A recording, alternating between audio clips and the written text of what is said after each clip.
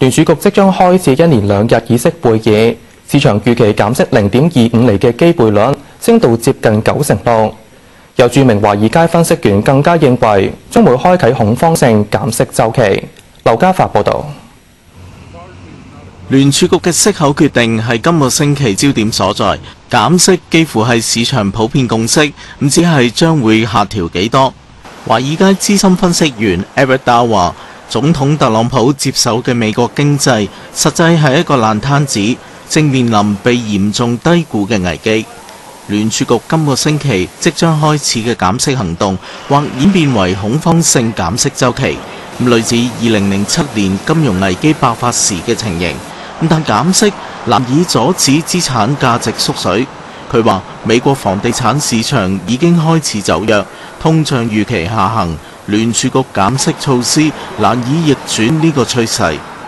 利率期貨顯示9月減息0.25厘嘅機會率由1星期前嘅唔夠90%上升至目前接近96%，而減息半厘嘅機會率就降至大約4%。議息前夕，特朗普喺社交媒體上表示，聯儲局主席鮑威爾必須即時減息，而減息幅度要比佢所想嘅更大。咁樣做將令樓價上升。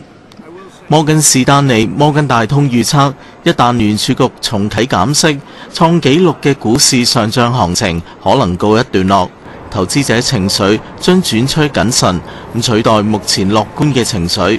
焦點會返到去經濟放緩嘅疑慮。有線新聞劉家發報導。Weibo 美港股真零佣金零平台費，開戶送高達港幣10萬獎賞，立即下載 Weibo App。想有100% 投資力，揀 Weibo 真零佣金零平台費，盡用多元投資工具深度分析，一個由美國頂尖券商打造嘅投資平台。Weibo 爆速開戶即送高達10萬蚊獎賞。